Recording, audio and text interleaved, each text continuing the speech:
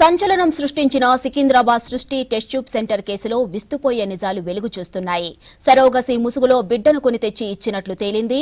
ఇక సృష్టి test tube centre surrogacy మోసం కేసులో ఇప్పటి వరకు 8 మంది అరెస్టయ్యారు.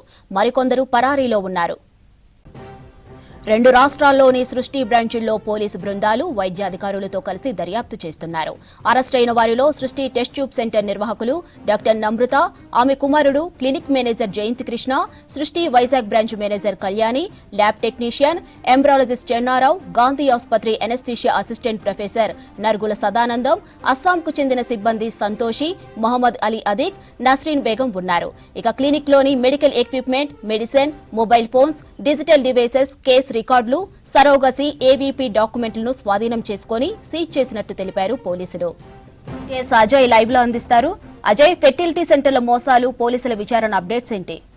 సృష్టి టెస్ట్ ట్యూబ్ బేబీ సెంటర్ సంబంధించిన వ్యవహారంలో కీలకమైన విషయాలు కూడా పోలీసు దర్యాప్తులో భాగంగా తెరపైకి వస్తున్నాయి. ఇప్పటికే సృష్టి టెస్ట్ ట్యూబ్ బేబీ సెంటర్ ఏదైతే నిబంధనలకు విరుద్ధంగా అసలు ఎలాంటి లైసెన్స్ లేనప్పటికీ కూడా డాక్టర్ నమ్రత వేరే ఒక డాక్టర్ సంబంధించి ఆమె లైసెన్స్ని పెట్టుకొని ఈ బేబీ సెంటర్ టెస్ట్ ట్యూబ్ సంబంధించి బేబీ సెంటర్ నిర్వహిస్తుంది. సో పెద్ద ఎత్తున ఆన్లైన్ ద్వారా మొత్తం కూడా అడ్వర్టైజ్ చేయడం ద్వారా ప్రస్తుతం ఎవరైతే కపుల్ గోపాలపురం పోలీసులకు ఫిర్యాదు చేశారో వాళ్ళు కూడా బేబీ కావాలి అని అనుకుంటున్న సమయంలో ఆన్లైన్లో ఈ సృష్టి టెస్ట్ ట్యూబ్ బేబీ సెంటర్ సంబంధించి ప్రకటనలు చూసిన తర్వాత అప్రోచ్ అయిన తర్వాత ఈ సిరోగసి ద్వారా బేబీని ఇస్తాము అంటూ కూడా నమ్రత చెప్పడము, దానికి 30 లక్షలు డిమాండ్ చేశారు. 30 లక్షలకి డీల్ కుదుర్చుకున్న తర్వాత ముందుగానే ఈ దంపతులు కూడా చెప్పారు చాలా క్లియర్గా డిఎన్ఏకి సంబంధించిన టెస్ట్ నిర్వహించాలి, బేబీ ఇచ్చిన తర్వాత డిఎన్ఏకి సంబంధించిన టెస్ట్ నిర్వహించాలన్న ఒప్పందానికి కూడా డాక్టర్ నమ్రత ఓకే అన్నారు. కానీ బేబీ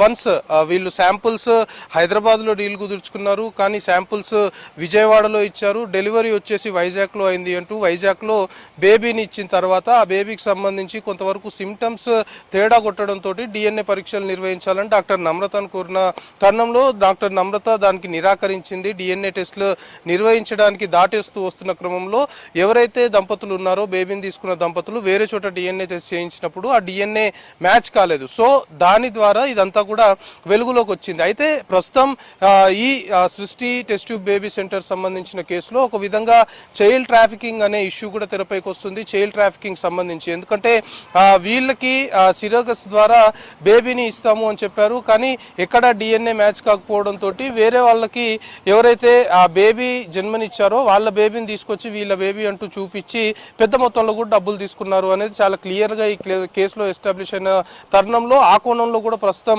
పోలీసుల దర్యాప్తు కొనసాగుతుంది. వన్స్ సృష్టి టెస్ట్ ట్యూబ్ బేబీ సెంటర్లో రైడ్స్ నిర్వహించిన టైంలో పెద్ద ఎత్తున అక్కడ గతంలో వీళ్ళు చేసిన ఇలాంటి యాక్టివిటీస్ సంబంధించిన కొన్ని కీలకమైన డాక్యుమెంట్స్తో పాటు మెయిన్గా ఈ బేబీస్ సంబంధించి ఈ విధంగా డబ్బులకి అమ్మకాలు చేస్తున్నారు కాబట్టి ఆ డెలివరీ అవుతున్న లేడీస్ సంబంధించి వాళ్ళని ఎక్కడి నుండి తీసుకొస్తున్నారు, వాళ్ళని ఏ విధంగా క్యాచ్ చేస్తున్నారు, వాళ్ళకి ఎంత మేరకు డబ్బులు ఇస్తున్నారు, ఈ విధంగా చైల్డ్ సంబంధించిన ట్రాఫికింగ్కి కూడా డాక్టర్ నమ్రత పాల్పడుతుంది అనేది ప్రస్తుతము పోలీసులు నార్త్ జోన్ సంబంధించి మెయిన్గా గోపాలపురం పోలీసులు అయితే దీన్ని ఎస్టాబ్లిష్ చేశారు. సో ఇంకా దీంట్లో ఇన్వాల్వ్ అయిన చాలా మందికి సంబంధించి ఇంకా రాను ఫర్దర్ ఇన్వెస్టిగేషన్లో చాలా పేర్లు తెరపైకి రావడంతో పాటు మరిన్ని కొన్ని అరెస్టులు కూడా ఉంటాయని ఇప్పటికే పోలీసులు చెప్తున్నారు. సో మెయిన్గా హైదరాబాద్ నడిబొడ్డున అంటే సృష్టి టెస్ట్ ట్యూబ్ బేబీ సెంటర్ ఒక దంపతుల ఫిర్యాదుతో ఈ భాగవతం మొత్తం వెలుగులోకి వచ్చింది. కానీ వెలుగులోకి రాకుండా ఇంకెన్ని నడుస్తున్నాయి. దాదాపు గవర్నమెంట్ నుండి అఫీషియల్ గా పర్మిషన్స్ ఉన్నాయి. దాదాపు 158 ఇలాంటి టెస్ట్ ట్యూబ్ బేబీ సెంటర్లు ఉన్నట్టు మనకి కొన్ని లెక్కలు చెప్తున్నాయి. సో ఆ 158 కాకుండా ఇంకా ఇలీగల్ గా ఎలాంటి అనుమతులు లేకుండా లైసెన్సులు రద్దయిపోయినా కూడా ఎవరికి తెలియకుండా మూడో కంటికి అనుమానం రాకుండా ఈ విధమైన ఇలీగల్ సిరగస్ సంబంధించిన రాకెట్ ఎంతమంది నడిపిస్తున్నారు అనే అనుమానాలు తెరపైకి వస్తున్నాయి. ఇక ఈ కేసు సంబంధించి దర్యాప్తు చేస్తూనే దాని ఎదురుగానే ఇటు స్పోమ్ టెక్ సంబంధించి మరొక ఏజెన్సీ పైన కూడా పక్కా సమాచారంతో టాస్క్ ఫోర్స్ పోలీసు దాడులు నిర్వహించారు. సో అందులో కూడా చాలా కీలకమైన విషయాలు వెలుగులోకి వస్తున్నాయి. ఇటు అబ్బాయికి సంబంధించిన స్పోమ్ తీసుకోవడంతో పాటు వాటిని అహ్మదాబాద్ తరలిస్తున్నారు అనేది పెద్ద మొత్తంలో వాళ్ళు స్పోమ్ ఇచ్చినందుకు వాళ్ళకి డబ్బులు ఇవ్వడము, ఆ విధంగా ఆ స్పోమ్ ని ఇతర రాష్ట్రాలకు కూడా తరలిస్తున్నారు అనేది ఇది కూడా ఒక కీలకమైన రాకెట్. అంటే ఈ సృష్టి టెస్ట్ ట్యూబ్ బేబీ సెంటర్ సంబంధించి రిలేటెడ్ గానే ఈ వ్యవహారం కూడా ఉంది కాబట్టి సో ఈ విధంగా ఇలీగల్ గా టెస్ట్ ట్యూబ్ బేబీ సెంటర్లు ఎలాంటి అనుమతులు లేకుండా లైసెన్సులు రద్దయిపోయినాక నడిచేదాంతో పాటు ఈ విధంగా స్పర్మ్ టెక్ సంబంధించి ఏజెన్సీలు ఏవేవి ఉన్నాయి అనేది కూడా ఇప్పుడు ప్రస్తుతము ఒక హాట్ టాపిక్ గా మారింది. ముఖ్యంగా హైదరాబాద్ సంబంధించి పోలీసులు పూర్తి స్థాయిలో కూడా ఫోకస్ పెట్టారు. ఇక ఇంత వ్యవహారం సికింద్రాబాద్ నడిబొడ్డునే సృష్టి టెస్ట్ ట్యూబ్ బేబీ సెంటర్ సంబంధించి అసలు ఎవరికి తెలియకుండానే ఇంత వ్యవహారం నడుస్తుంది అంటే అందరూ కూడా ముక్కున వేలేసుకునే పరిస్థితి ఏర్పడింది. మెయిన్ గా వైద్య ఆరోగ్య శాఖకు సంబంధించిన ఫెయిల్యూర్ అనే వాదనలు కూడా తెరపైకి వస్తున్న క్రమంలో అధికారులు ఎందుకు చూసి చూడనట్లు వ్యవహరిస్తున్నారు అనే ఆరోపణలు కూడా ప్రస్తుతం తెరపైకి వస్తున్నాయి. కానీ వైద్య ఆరోగ్య శాఖకు సంబంధించిన అధికారులు నిన్న జరిగిన ఘటనకు సంబంధించి చాలా క్లియర్ గా చెప్తున్నారు.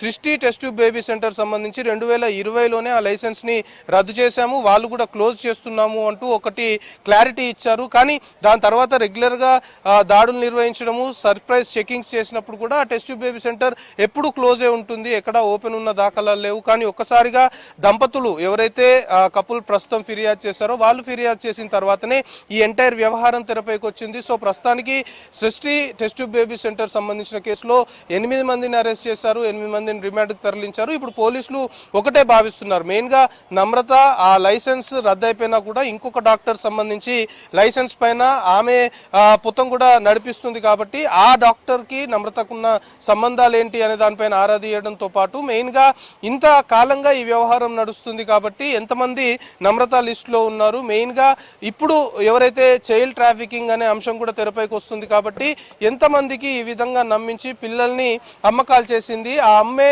వ్యక్తులు కూడా ఎవరు, ఆ తల్లిదండ్రులు చాలా వరకు వాళ్ళకి ఒక 80 నుండి 90 వేలకే ఆ బిడ్డను తీసుకొని ఎవరైతే పిల్లలు కావాల్సి ఉంటారో వాళ్ళ నుండి 30 లక్షలు వసూలు చేసి అమ్మకాలు చేస్తుంది. కాబట్టి ఇందులో ఇలీగల్ సిరగసి రాకెట్ బస్ చేయడంతో పాటు చైల్డ్ ట్రాఫికింగ్ సంబంధించిన అంశం కూడా తెరపైకి వచ్చింది. కాబట్టి డాక్టర్ నమ్రతతో పాటు అతని కుమారుడు కూడా ఇందులో ఇన్వాల్వ్ అయ్యాడు, అతడు కూడా అడ్వకేట్ గా ఉన్నాడు. చాలా వరకు ఎవరన్నా ఈ ఇలీగల్ సిరగసి మీద ప్రశ్నిస్తే వాళ్ళని లీగల్ గా బెదిరించడంతో పాటు ఇతర బెదిరింపులకు కూడా దిగేవారు అనేది ప్రస్తుతం పోలీసుల ఇన్వెస్టిగేషన్ లో తేలింది. సో మొత్తానికి నమ్రతతో పాటు అతని కుమారుడు, దాంతో పాటు గాంధీకి సంబంధించిన వైద్యుడు కూడా, అనస్థిషియాకి సంబంధించి వైద్యుడు కూడా ఇన్వాల్వ్ అయ్యారు. కాబట్టి ఇలాంటి కీలకమైన వ్యక్తుల్ని కస్టడీలోకి తీసుకొని విచారించాలి అని పోలీసులు భావిస్తున్నారు. ప్రస్తుతం రిమాండ్ లో ఉన్నారు కాబట్టి కస్టడీ పిటిషన్ దాఖలు చేసే అవకాశం ఉంది. కస్టడీ పిటిషన్ దాఖలు చేసిన తర్వాత కస్టడీలోకి తీసుకొని మెయిన్ గా డాక్టర్ నమ్రతను క్వశ్చన్ చేస్తే ఇటు హైదరాబాద్, వైజాగ్, విజయవాడతో పాటు వీళ్ళ బ్రాంచెస్ ఎక్కడెక్కడ ఉన్నాయి, ఇంకా ఇంటర్లింక్ గా